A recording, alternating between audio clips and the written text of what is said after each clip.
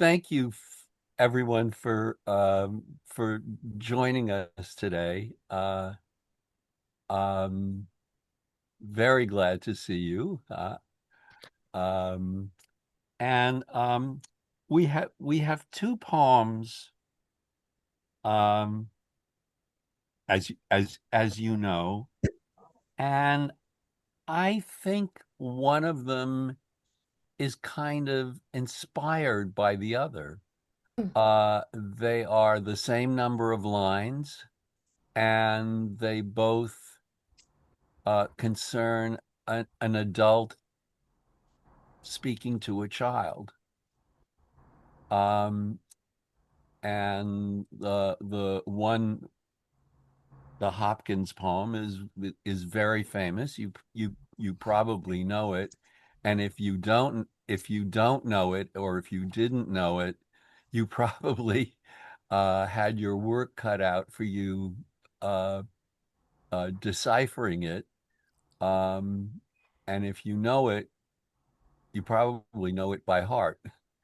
Uh, um, so let me begin. I'm going to read both poems, and and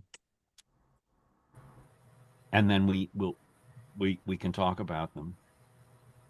Spring and Fall, um, to a Young Child by Gerard Manley Hopkins. Margaret, are you grieving over Golden Grove unleaving? Leaves, like the things of man, you with your fresh thoughts care for, can you?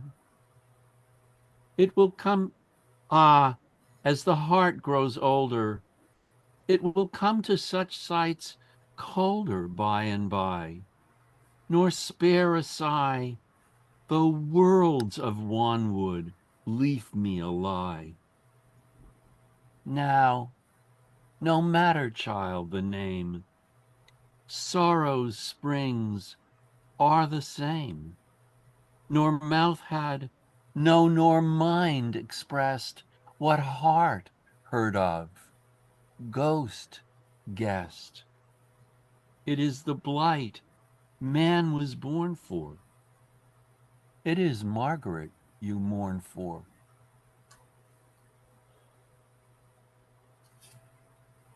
And the other poem is by a German poet who is now in her mid 40s. I don't know anything else about her. This is the first poem of hers that I've ever come across. It's called In My Niece's Garden by Nora Bossong.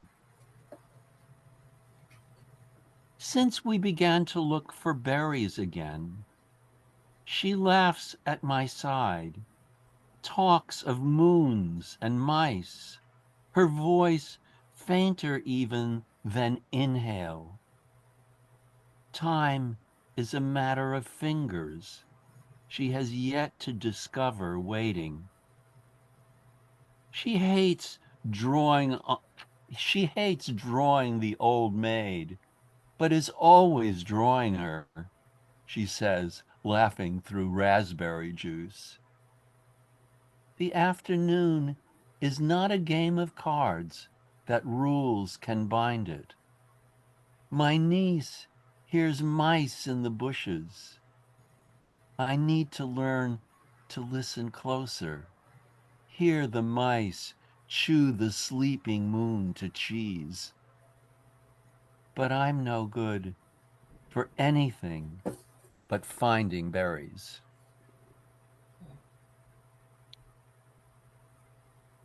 Um, do you hear any, do you pick up on any of the similarities between the poems?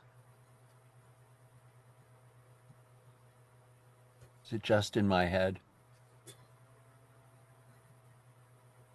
Bill, were you, was that raising your hand? No, I was scratching my forehead. Oh, do you have any? Would you? Although scratching my head is something that both of these poems can trigger. Oh, say why. Well, the Hopkins I'm familiar with, but I've never felt like I really um, get it. Oh, yeah, I mean, the obvious I get, but yeah. And what do you take to be obvious? Um, I don't mean to be putting you on the spot, but it but I'm very interested in what you just said. that that the child has yet to grasp mortality. Yeah. Uh, that I mean, the play on leaf, leaf and leave and leaving, um, departure that she will encounter someday. Um, but that feels too easy. That part, you know, was there for me on the first reading. Um, I have the feeling I've never really gotten to the bottom of it. Uh, Hmm. Are there things about the syntax or the rhymes or um I mean these are both of these poems are 15 lines long. mhm, So it's a sonnet that plus one. plus one. Mhm.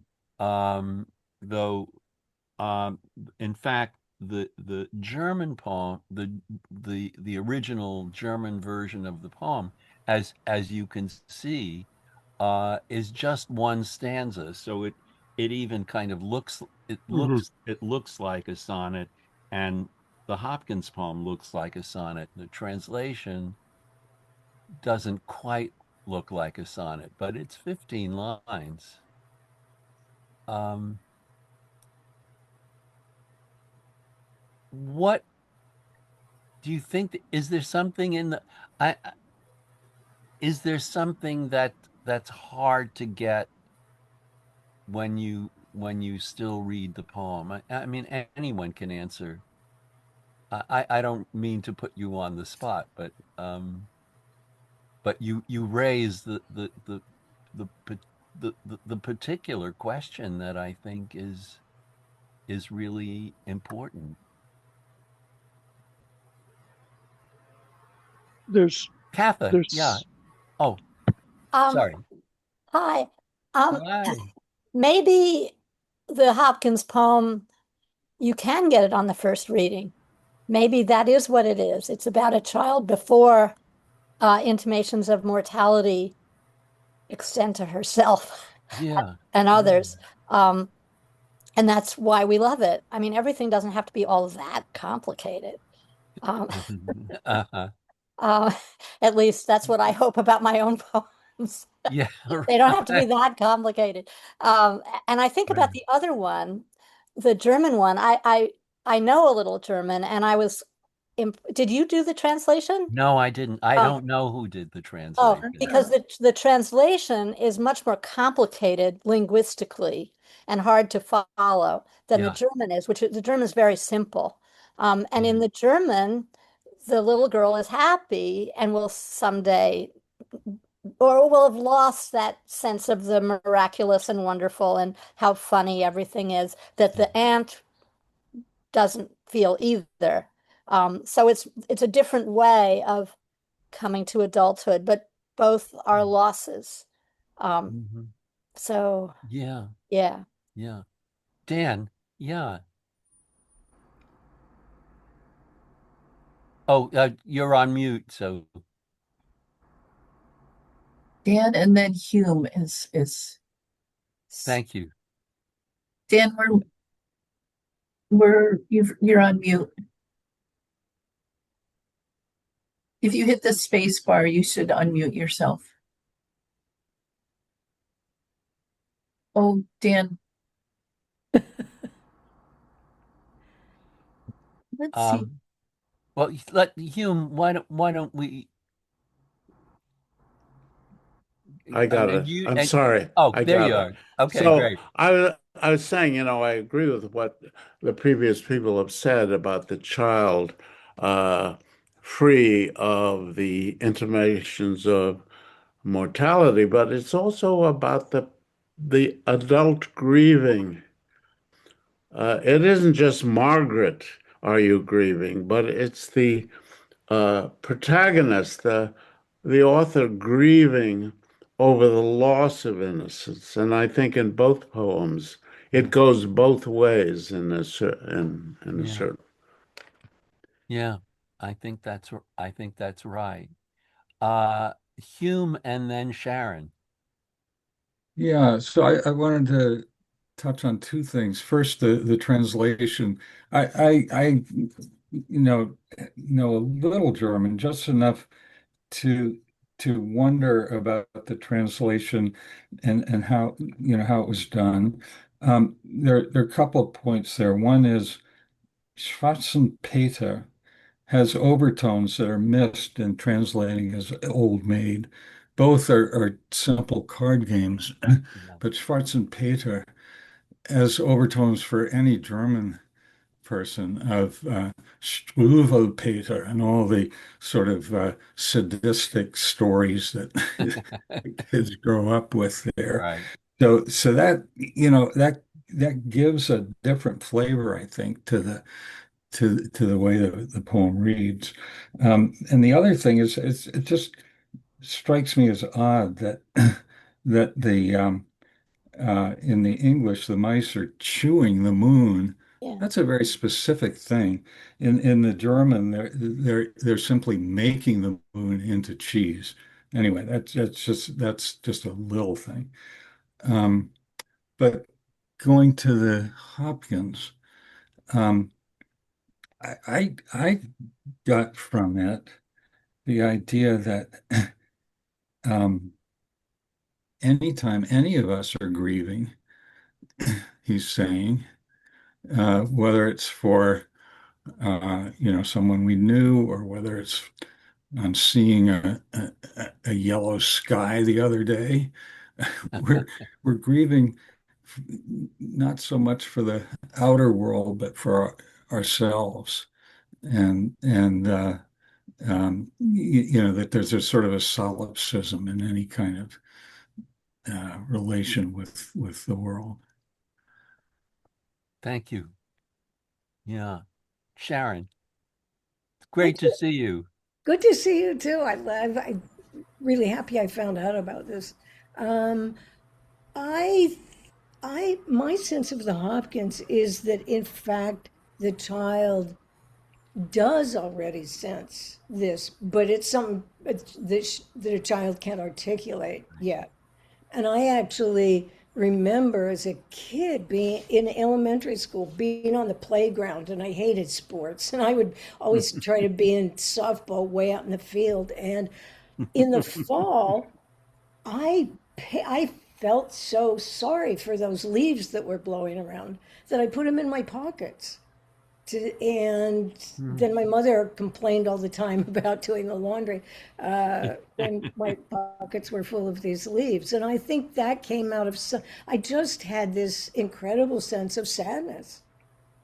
Mhm. Um, but I couldn't have articulated anything. But I think it is way before you can put it into words. I think that Margaret does have that, but it's nothing. But the speaker's the one who can articulate it and knows that eventually she'll be able to. Um, Has anyone thought about the name Margaret? oh yeah, I Sharon? I read what it means, but I've already forgot. It means pearl. That's right. Thank you, Paul, Catherine. Right, but Marguerite Mm, is also French for daisy. yes. So she's the flower. I don't know. I'm not sure how pearl would work in that, but I've always thought that Margaret herself is a flower, and or at least named after the flower. So she's the flower, Interesting. and she is going to, she's already sensing her own mortality, but that someday when her heart grows older, she will come to such sights colder by and by. And she will go on, but she already has this sense uh of grieving for something that she can't articulate yet, and yet she'll come to such sights colder by and by. Dan? And then Stephen. Oh, good. Yeah.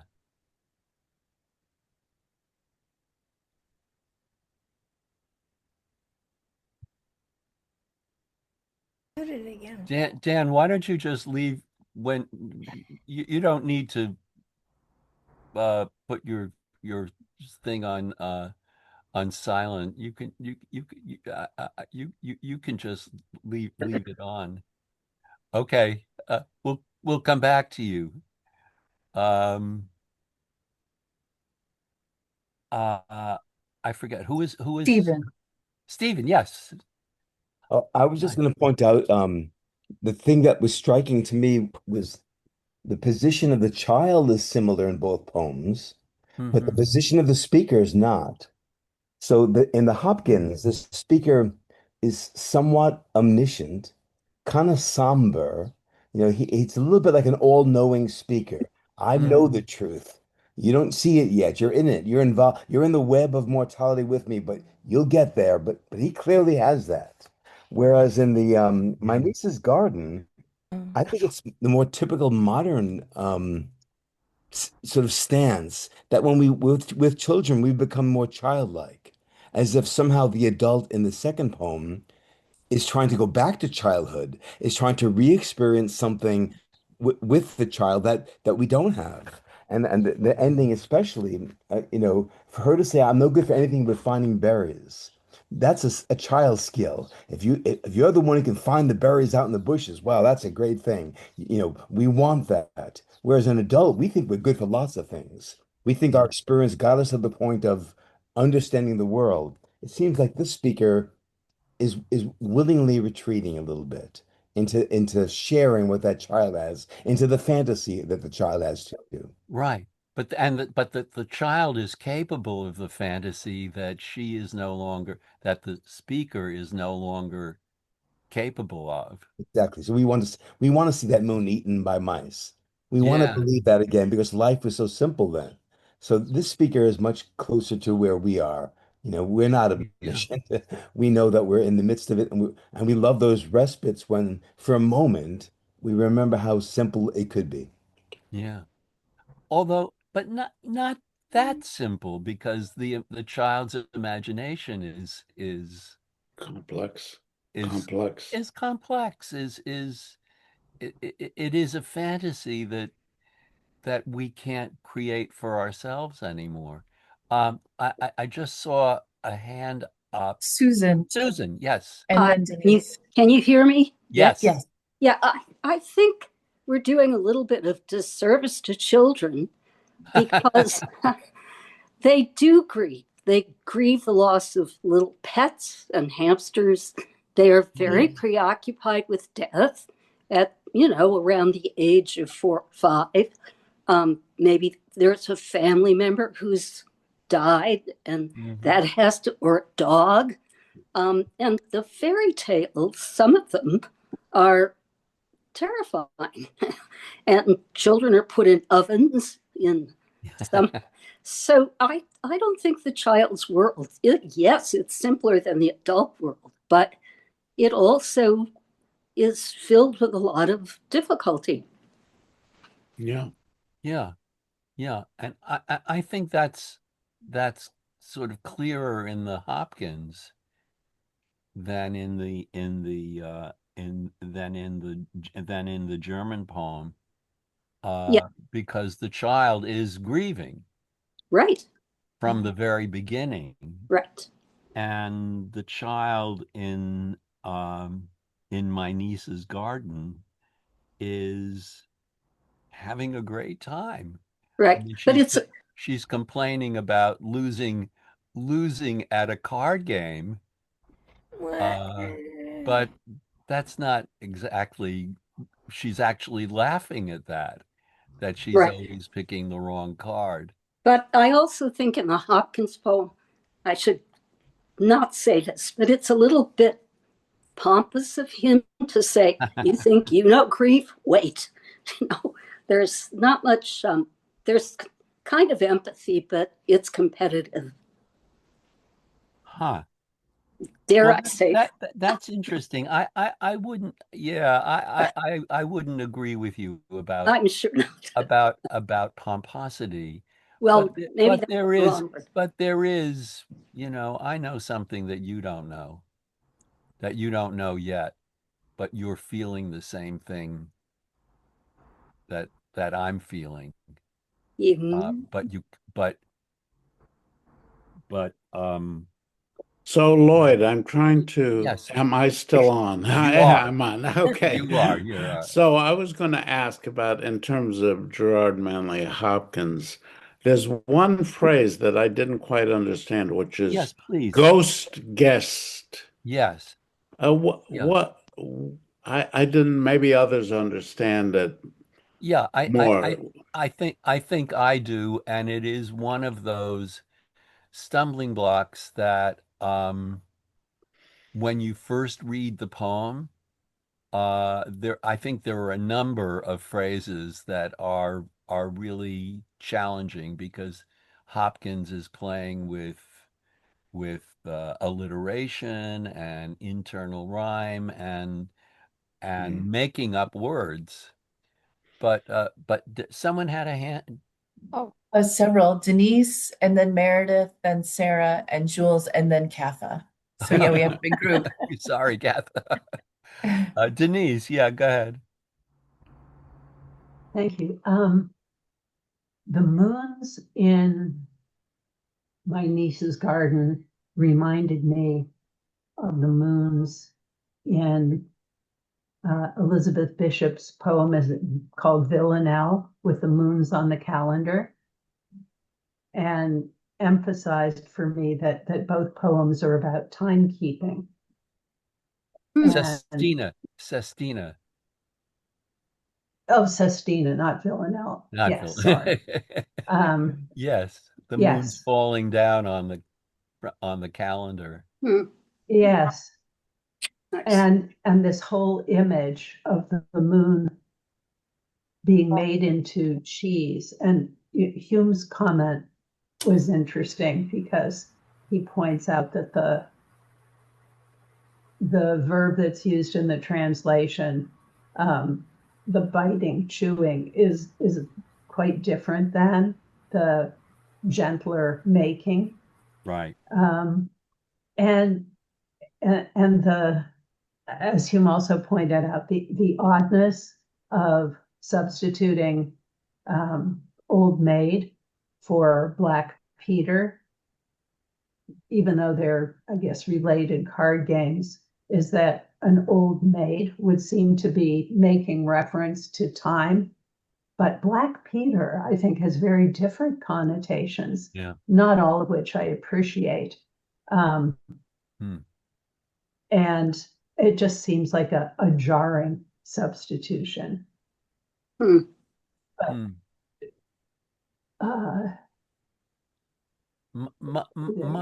my guess my guess is that the translator, I just don't know this, but that the translator wanted to choose a card game that more contemporary people Yeah. and more English-speaking people would recognize. I'm not making an excuse for it, but I kind of wish it were Black Peter too. But I get the impulse to put Old Maid in, and that is kind of uh, suggesting it's one of the things that sort of suggests a similarity to, as the heart grows older, it will come to such sights colder by and by. The Old Maid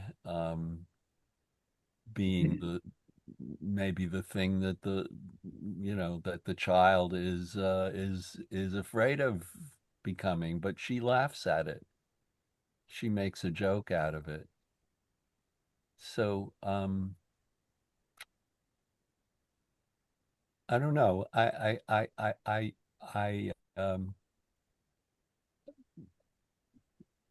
think I would have preferred Black Peter too. But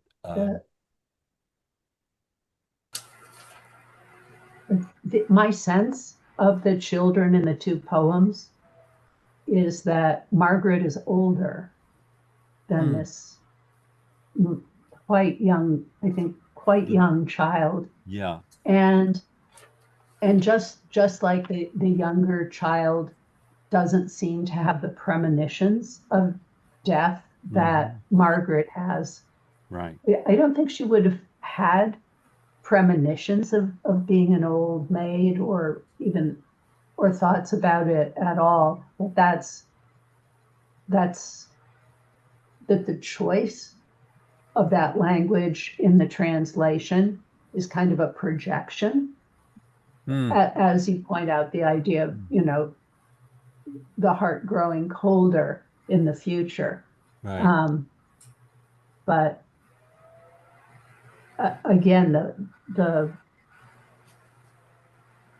I'm thinking that in both cases, the card game in both languages, I should say, the card game seems important, but I haven't unpacked exactly what its meaning is.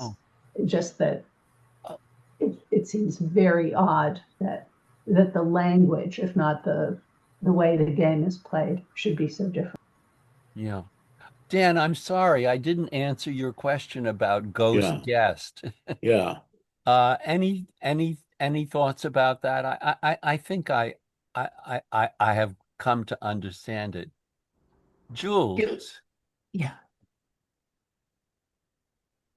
Really, it's Arrow. Hi Lloyd. Hi everyone. Hi. Yeah, I really like this line "Ghost Guest," not just because of the sound that ghost almost sounds like a more past version of guest if you conjugate it further somehow. But my sense is that imagining the experience of a ghost would have a more vast knowledge of death than a living person because they've already died and they're in the realm of death. So in terms of what a ghost might know, they might have a sort of a mastery of grief or something like that. But I also think that a child is steeped in an imaginary realm, and the imagination is a realm that's immaterial, and a ghost also lives in a realm that's immaterial because they're past, they're not on Earth anymore. So children might be more similar to ghosts than adults are. And in a way, even if a child is innocent of grief because they're so young, they might have this proximity to these things that have this amazing knowledge of grief, but they might not have what's known as knowledge. And that's why I think this line "Ghost Guest" is so it's so wonderful because it comes at this understanding that this other kind of being might have that's not earthbound, and maybe it's more intuitive. Maybe the ghost has intuitions about things, and maybe the ghost has what we would call guesses, but maybe it has a supreme guess about death. So I think this really, really beautifully compressed notion that the ghost knows something, and the way that it knows it is by guessing, and it's somehow tied to the sound of it as well. It's like Right. I think it's a real core of the poem. Yeah, I agree. And Can I chime in? Katha, please.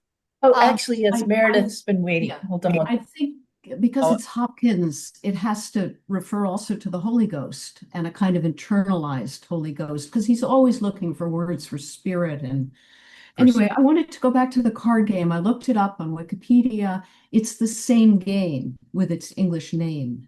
But I think its use in this poem in the translation is put to good use, because for me, these two poems are both an adult looking at a child and meditating on fate or possible fate or a kind of premonition. But in the Niece's Garden, you have a woman who is not with her own child, perhaps has no children, perhaps is an old maid, and who at the end says, I'm no good for anything but finding berries. So there is a sense of a potential fate for this little girl embedded there. And I miss Black Peter too, but I just wanted to stick up for Old Maid. Okay. I think it's an interesting choice for the translator to do. It's one of the things that's furthest away from the original. But thank you. Sorry about that. That's very helpful. Marita, do you remember the order of the? I know didn't see Katha Dan, wants to but speak and Bill wants to speak. yeah, I don't remember. I didn't see Katha, but so let's go Dan. Bill and then Katha and then Dan. Okay. Bill and Katha and Dan. To Lloyd's point about the affinity of the poems, I wonder if there's a native speaker of German or a very good speaker of German who could read the German poem, because there is a lot of assonance and a kind of rhythmic feeling in the original that goes well, I think, with Hopkins. Any volunteers? I can do it, but it's a flat American accent. Go with it. Seitdem wir wieder Bären suchen, lacht das Kind an meiner Hand. Von Mond und Mäusen redet es, die Stimme nur, ein Atem holen. Die Zeit zählt es an Fingern ab, und Warten ist noch nicht erfunden. Es zieht den schwarzen Peter ungern. Es zieht ihn immer wieder, sagt das Kind, und lacht durch Himbeersaft hindurch. Hier draußen gibt es keine Karten, die Mäuse hört es im Gebüsch. Ich solle tiefer horchen, dann hör ich auch den Mond ruhig schlafen, aus dem die Mäuse Käse machen. Doch mehr als Bären finden kann ich nicht. Doch mehr als Bären finden kann ich nicht. She doesn't say she's no good for anything else. She only says that here she can only find the berries. Ah, Thank you. Yeah. But there are you can hear the kind of rhythm and assonances, not as quite as complex as Hopkins, but It's there. Hopkins, but yeah. Oh, what I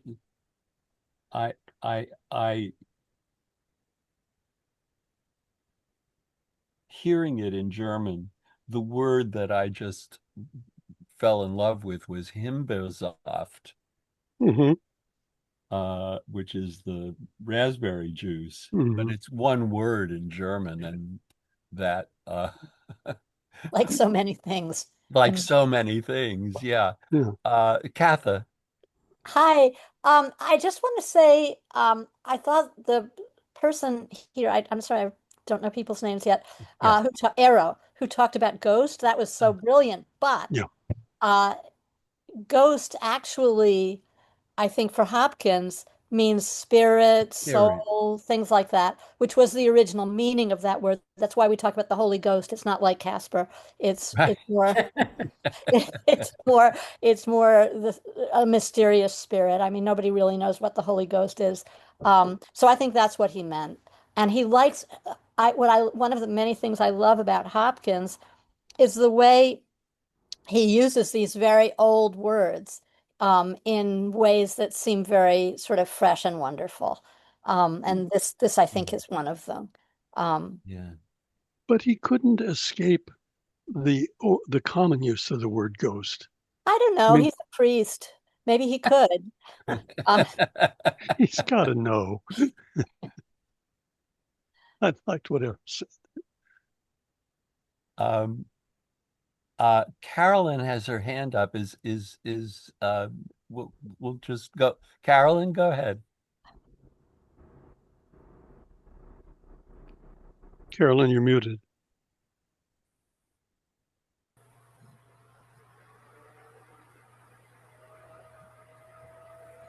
Are you? No. I think I'm okay. Am I unmuted now? Okay, Oh, you yes, are we unmuted can hear now. you. Yes. Oh, Hi. brilliant. Ghost. I wanted to defend Hopkins against pomposity. Sorry. Okay. Because I think I've heard various people reading it, audios of it, and it can sound pompous. I don't think Lloyd read it that way, and I don't read it that way, because I think the poem is more like an act of discovery. The poem sort of discovers things. It's not just telling the child what they don't know, and I know better. It's like the first four lines. He's surprised by the child's grief and surprised that the grief is over the leaves. It sort of catches him.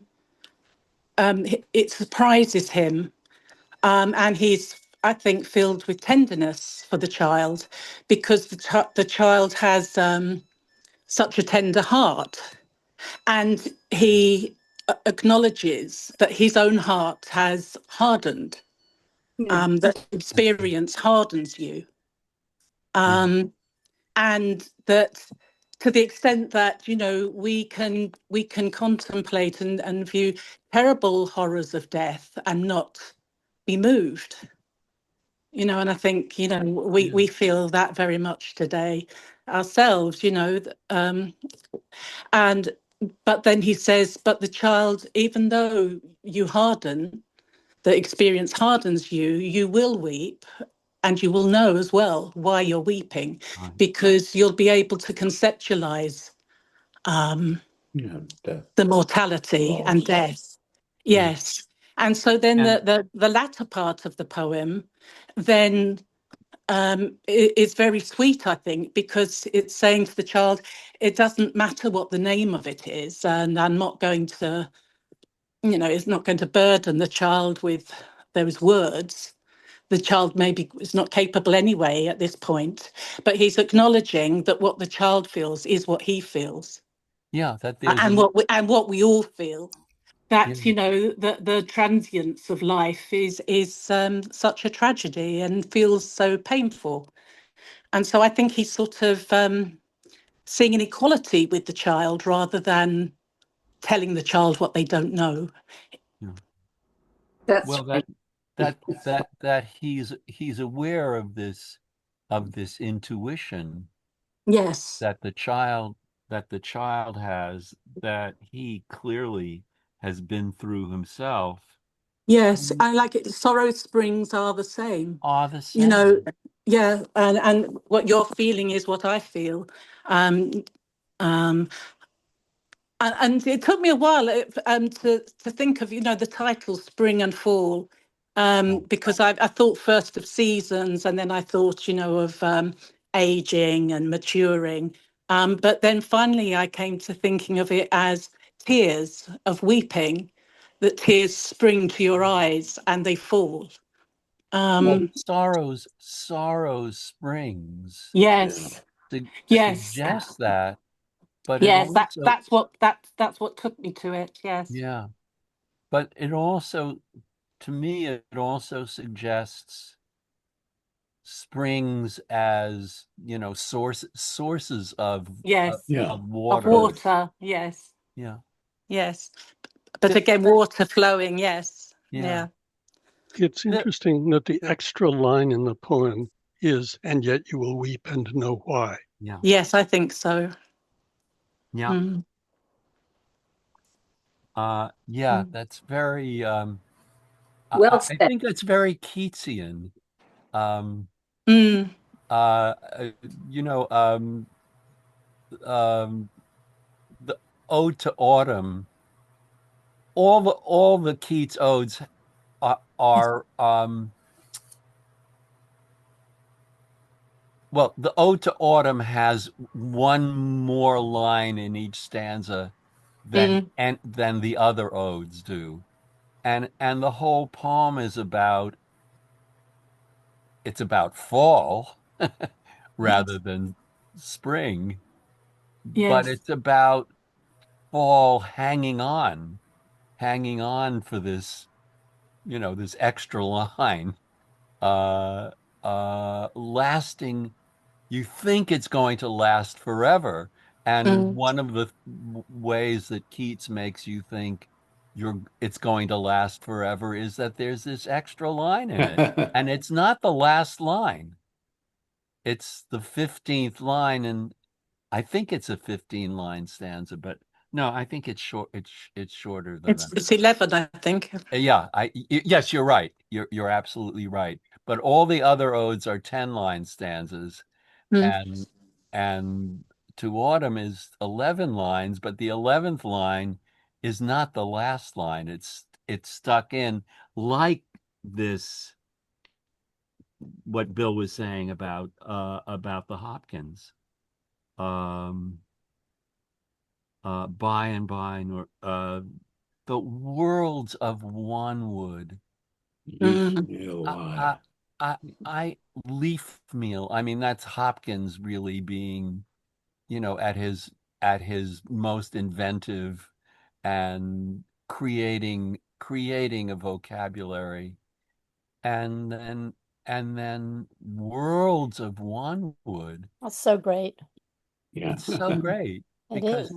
it's not just. I think it's not just the trees. It's just Yeah. everything decays. Decays, yeah. Sorry, I've lost track of who wants. Oh, Dan. Oh, good. Yeah, I love that line of Hopkins. But I want to get back to, because a lot of people have talked about the card game and the other, and I think maybe it has more depth in terms of this little girl doesn't know what card she's going to be dealt in life. And that while she can laugh now about I think the implications are of of a of that future that we don't know about, that what life's going to deal us. Yeah. Yeah. Katha? Yeah. This is one of my problems with the translation, because Old Maid puts one on the path of solitude, spinster, all kinds of bad things that supposedly bad things that happen to women. But that's not what she wrote. Right. Black Peter is an evil spirit, or just it's just bad. It's like the Ace of Spades. So I think she made the translator, whichever sex that person is, made a poor choice there. It has too many particular overtones and it makes you start thinking, oh, maybe the aunt doesn't have children, maybe she's not married, but none of that is in the poem. Yep. Yeah. Yeah. It's all put there by the Old Maid, Right. which is a very sexist card game, and they should think of another name for it. Yes, too true. Too true. Though I love playing Old Maid with my mother when I was 4. Yeah, it's a fun game. Yeah, yeah. Arrow, Jules. It's me this time. Hi, Lloyd. Hi, Hi, everybody. Jules. Hi. I'm like thinking a lot about like in the Hopkins. It's kind of hard to jump with me, but I'm looking at the Hopkins a little closer, and I'm thinking a lot about the speaker and the child's relative relationships to time, and like how here we have in our second line like the Golden Grove unleaving, which is such a weird word. Have we done this? Have we Beautiful. talked about unleaving yet? I We was 8 haven't. minutes We late. haven't. Okay. So unleaving, what is so weird? It's very Hopkins, but it's like it's I guess like this sense for me is like the autumnal foliage is not going anywhere to maybe to our speaker, to our child who maybe has not had a very young child, doesn't really even have a concept of seasons of a full year, right? Like how long does your memory really go? And so if you're like really a toddler or a 4-year-old or something, and so like perhaps there's a sense for the speaker that the foliage is just there, and we're going to like keep seeing this, whereas the child might think that this is a permanent loss, and there's a true sadness of a real grief about maybe never seeing something again. So that's one thing I have a pin in. I see a comment in the chat about Golden Grove as the name of a cemetery, No, which I didn't know. it's not. It's not. Just a grove of trees. Okay. And so the other thing I was thinking about is this line that we were just looking at, the worlds of Wanwood leaf meal lie. Leaf meal is so gorgeous. It implies fertility and it implies life and birth to me.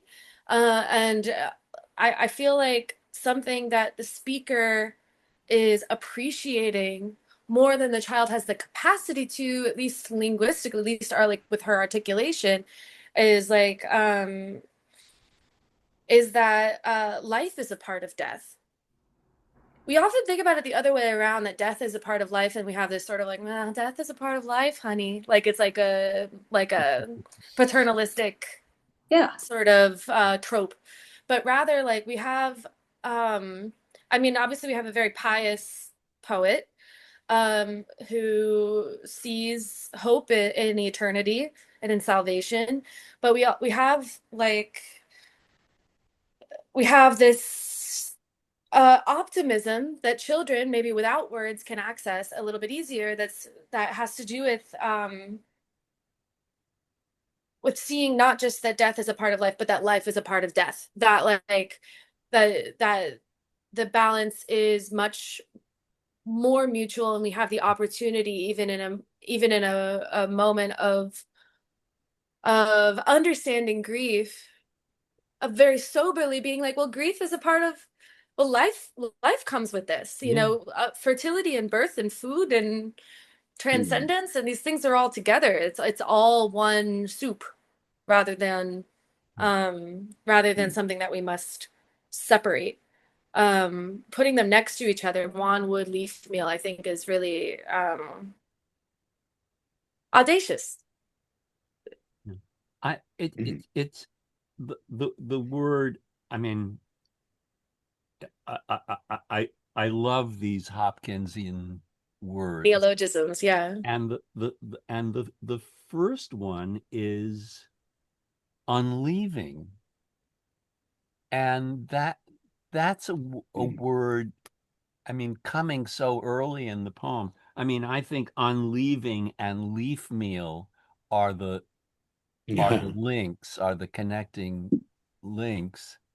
Oh, it's true. I didn't think of unleaving as having to do with leaves. Oh yeah. I thought of it as not going anywhere. Oh, that makes this so much richer. But I'm sorry. it's the trees. I mean, it's the leaves dropping from the tree. Oh, I see. They're Okay. unleaving. Yeah. But unleaving is so ambiguous. But it's like undressing. Yes. Absolutely. Oh, Yeah. okay. unleaving. I hadn't thought, for some reason I didn't get there. Yeah.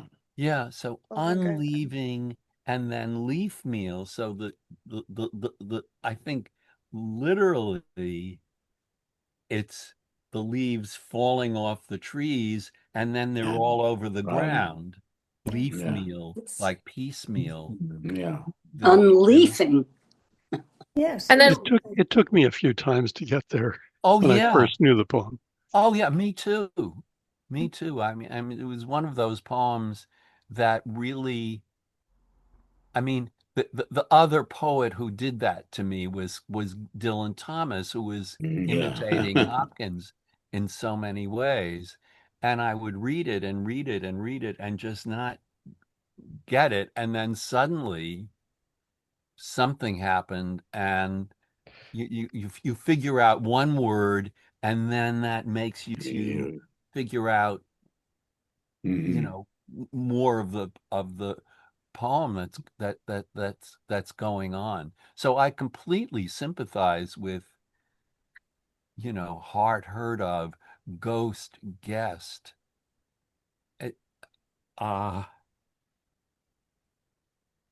Ghost, and now I say ghost guest and I think of GUEST. I've never thought of that before, and I don't know whether it means anything, but it kind of does. Mike, you've been very quiet today.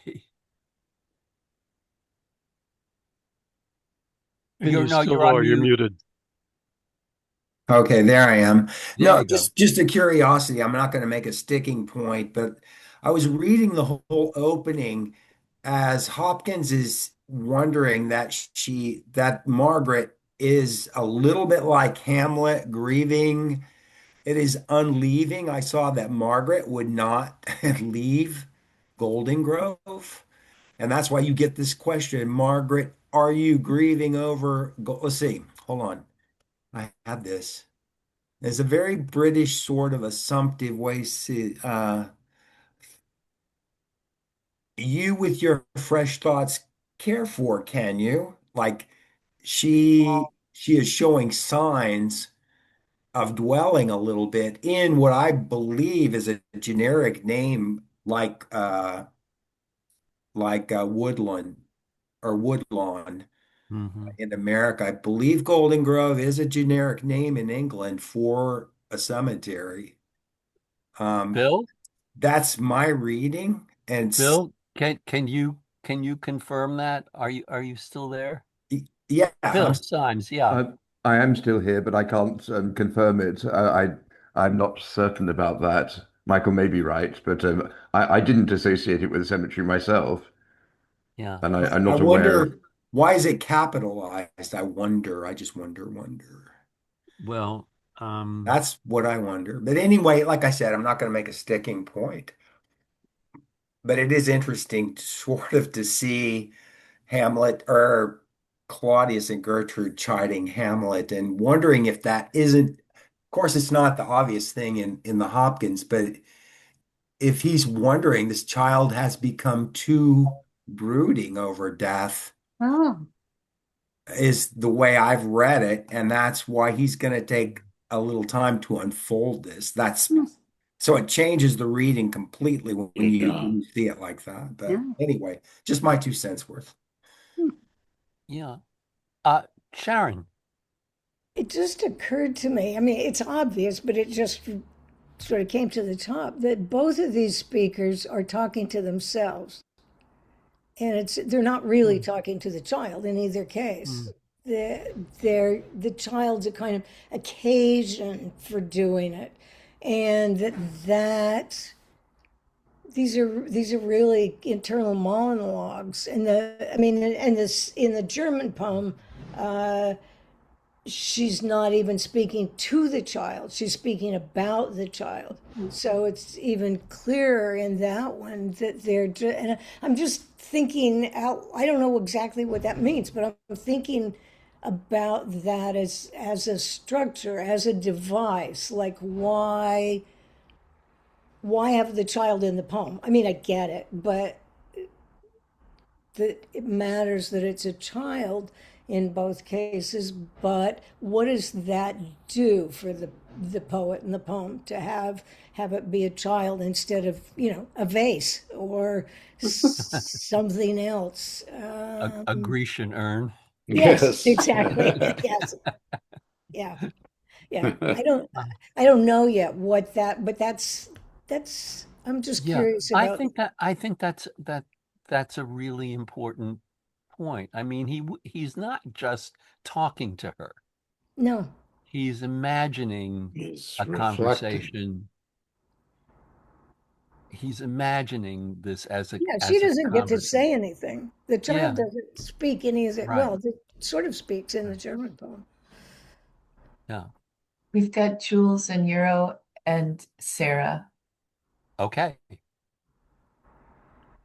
Yeah, I think it's an interesting Sarah, hi. point about how the children are used as like interlocutors, silent interlocutors for adults who have to think through things. And I think that there's probably a lot of that going on, and I think that that relationship is maybe more benign at times, but I think that in the Hopkins, there's that last line, "It is Margaret you mourn for," which is and also the Margaret is suddenly unaccented, which I don't know what to make of, but I think it's worth some discussion. But "it is Margaret you mourn for," this is sudden opening out where it's no longer Margaret no longer possesses the boundaries of the self. And as she's watching the changing of the seasons, she's mourning for a part of herself. But in that case, it's not really herself because it's suddenly encompassed this whole Yeah. natural phenomenon. And it's like, yeah, like when we lose someone, it's like their loss is born inside of us and it's a different time scale and it increases us. Like the loss increases us because Yes. suddenly we are carrying forward the life of this lack. And so if it's the case that Margaret is sort of expanded by this sense of grief, then we can't necessarily say that the speaker is using another person because the other person, their boundaries have suddenly disintegrated a little bit. And so it's like, yes, the older person is addressing the younger person, but it's at this place of malleability where we may not be able to speak in terms of I am interacting with you. It's more like the I thou moment in Martin Buber. It's more like, you know, I'm not using you as much as I am sort of coming together with you. That's my take on it. Thank you. Thank you. I will think about that. Yeah. So we have Sarah. Is Sarah Yep. next? Sarah and then Carolyn. Yeah, great. And I am going to have to leave in a few minutes. I apologize. Such an interesting conversation. I could stay here all day, but so Sarah. Thank you for the entry into Hopkins, which I've never been able to enter before. It's but it for me in this poem, where it starts off with a very simplistic understanding of loss, much like Sharon said, you know, like that understanding of the grief for the leaves that she felt so sorry for that she would put in her pocket as a small child. And I think that the speaker in the poems, you know, talks about, you know, for such things as, you know, the unleaving of the leaves from the trees, you know, your heart will grow colder to that. You will really weep and know why as you get older. But it's the essence of sorrow, whether it is for something simplistic as leaves on the trees or for the loss of your loved ones. It's that same source, like you said, Lloyd. And to me, this poem is just moving through an understanding of simplistic grief, if you will, simplistic. And then as you get older, you really lose some very meaningful things. But I love, and I forgot who said this before, he was talking about the solipsistic element. it's Margaret that you mourn for. You will be mourning for what you yourself in that solipsistic space have lost, that early girlhood, that youth, that innocence, that youth. It's such an interesting moving through phases here. And this is my breakthrough intro to Hopkins. Thank you all. Yeah. You make me think of Wordsworth and the child is father of the man. Yeah. And I mean, that's a whole other discussion, but it makes me want to go back and look at Wordsworth. Carolyn, and then Arrow or Jules. But Carolyn first. Oh, are you still there? I don't. Let's see. Oh, maybe Carolyn. Maybe she was waving Oh, goodbye. here she is. She had to leave and she's just joining us again. So Carolyn. Oh, okay. If Great. you can hear me, go ahead. Might take a second. There it goes. Okay. Carolyn? Oh, sorry, I got I was out of the meeting completely for a couple of minutes there, so I didn't know you were talking to me. Yeah, well, I thought your hand was up a moment ago. It was up before, and then for some reason I sort of got jettisoned out of the meeting, and I've just come back in again. Okay, good. Anyway, I was just thinking about the Margaret and the accents. I think that it's sort of like a journey. The first Margaret is 2 syllables, and then the last Margaret is 3 syllables. So, like the opening of the poem is his surprise of Margaret. It's sort of addressing the child directly, standing there in front of him crying. And then by the end, he's sort of gone on this journey that takes him to a sort of general statement about the blight of man, and then takes the reader to back to this child. So the idea of the child, why there's a child in the poem, I think it's because what he's saying is a commonplace. As adults and as readers of poetry, we're very familiar with this sort of idea, but yet somehow he writes this poem that really touches people. And I think it is because of the child, that use of the child in the poem, and that at the end we know that the Margaret is ourselves. Yeah.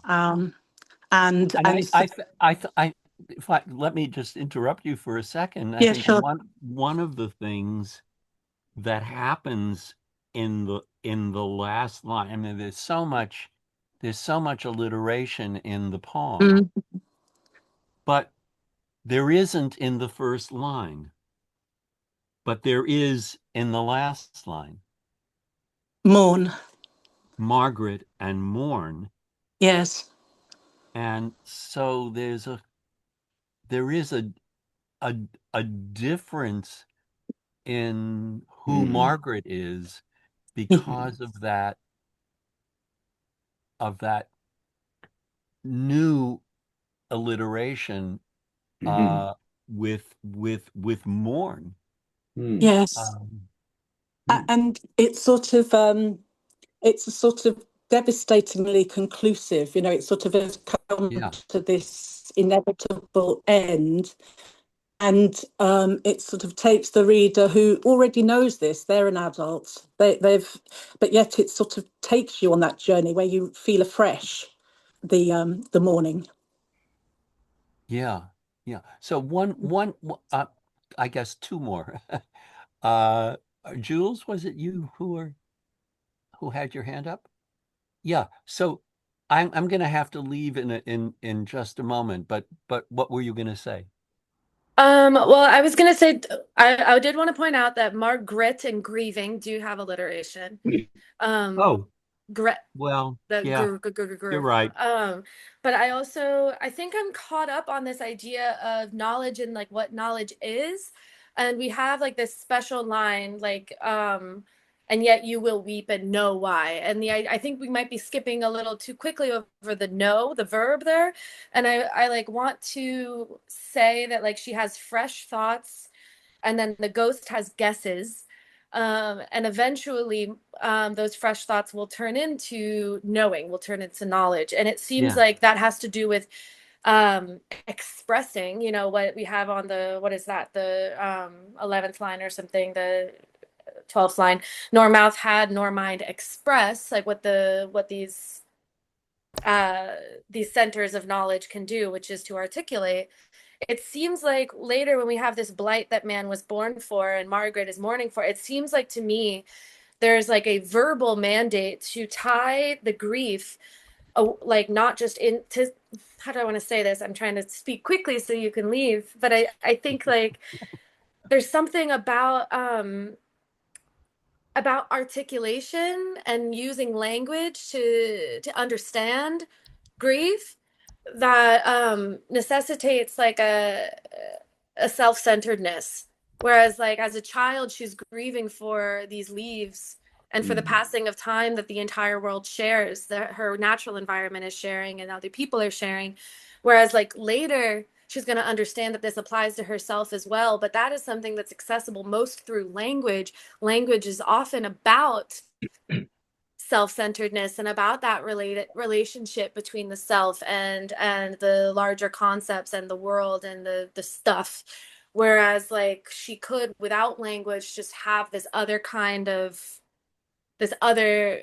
experience that isn't necessarily just hers. She might not get yet how she fits in. And I guess I just wanted to say that.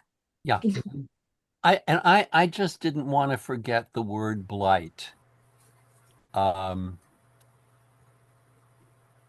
Where do we use the word, where do we usually use the word blight? A blight is a mistake, usually, isn't it? Yeah, but where, in what context is it? Well, it's, yeah, it's worse than a mistake. Yeah. The inner city. Yeah. But blight originally meant agricultural things. Right. Yes. Like the potato blight in Ireland. So Right. this is or trees, the elm tree blight in our country. So it is, and I think that's exactly right for what Hopkins is doing, and he's sort of playing on, you know, well, it's the blight is death, but it's a word that's mainly used for agriculture, for plants, and especially trees. Susan, very quickly. Stephen, very quickly. I'm out. Oh, are you sure? Well, I thought in terms of the use of Margaret as ourselves, we will be mourning. It is Margaret, us, you mourn for. We will mourn for ourselves. Yeah, I think that's right. Stephen. Mine is a quick promo wearing my other hat from the New England Poetry Club.